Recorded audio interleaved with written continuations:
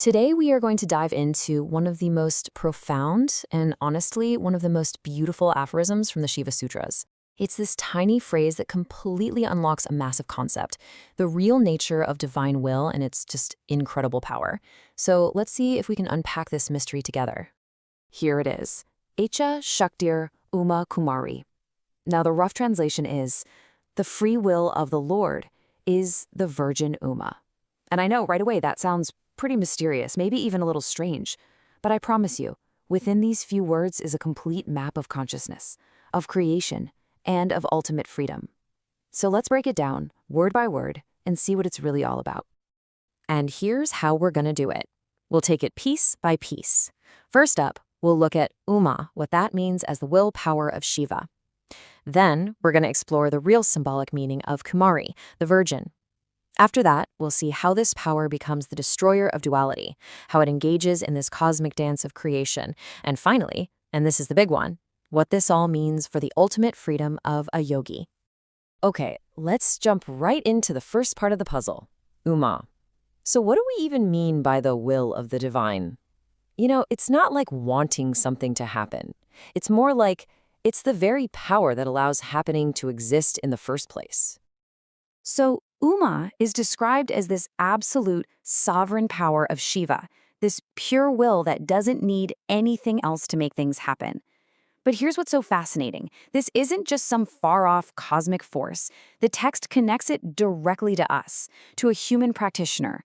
It's the willpower that actually awakens in a yogi who is in deep, deep communion with that universal consciousness. And this is not just a theory, not just an idea, it's an actual experiential state. When a yogi reaches what's called the Bhairava state, we're talking the absolute highest level of consciousness, it's said that this divine will, this splendor of Shiva, literally shines through them. They become a living conduit for this incredible power. Okay, so that's Uma. Now let's move to the next keyword, Kumari.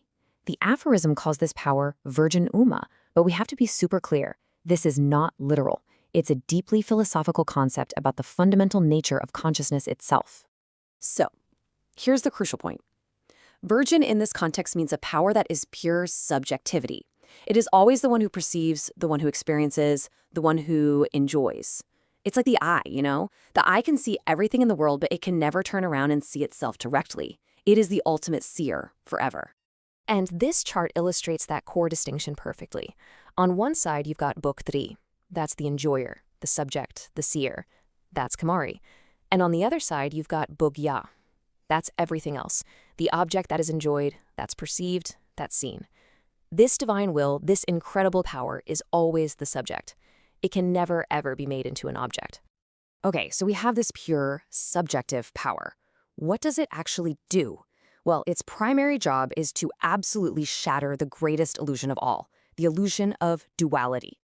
And the process is just beautifully simple. Think of it like this. Step 1, the power of Kumari comes in and directly destroys Maya. Step 2, once Maya is gone, that illusion of separation, you know, the feeling of a me over here and a you over there, it just dissolves. And then, what's left?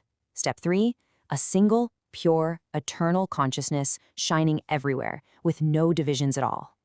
And just to be clear, what is Maya? Well, to put it really simply, Maya is that cosmic force that makes us perceive the world in pairs of opposites. Subject and object, good and bad, inside and outside. Kumari is the power that comes in and reveals that this whole separation is just an illusion, and it collapses everything back into one unified whole.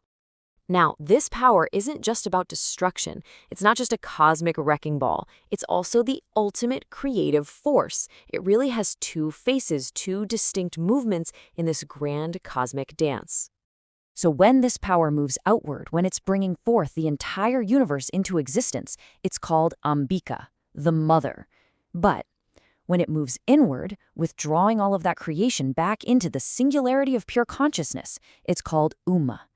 The really important thing to remember here is that they're not two different things. They are just two expressions of the same single divine will, Kumari. So this dual movement of creating and then withdrawing, it reveals the true nature of this power. You can really think of Kumari as the creative freedom of the universe itself. This power is the very essence of everything that exists. And what does it do? It enjoys playing the game, this cosmic play of creating worlds and then, just as playfully, drawing them all back in again.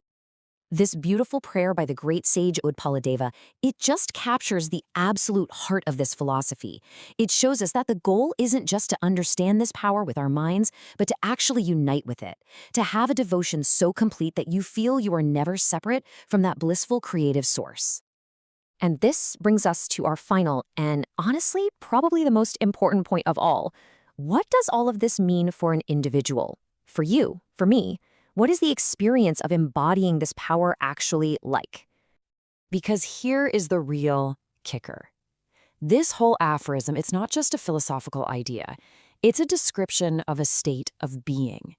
It's a living map to the consciousness of a fully liberated person, a yogi who has truly realized their complete unity with the divine. And what is that experience like? I mean, can you even imagine? First, their will, their freedom operates completely unobstructed, everywhere. But even more profoundly, they experience the entire universe as their own body, from the smallest particle to the biggest galaxy. It's no longer out there somewhere. It's all just an expression of their own pure consciousness, a state where they are permanently and unshakably established. And that's the thought I really want to leave you with today. This ancient piece of wisdom, it isn't just a myth or a philosophy. It's a direct challenge to our everyday perception of reality. It's asking us, right now, what would it really mean? What would it feel like to stop experiencing the universe as something you are just in and start experiencing it as something you fundamentally are?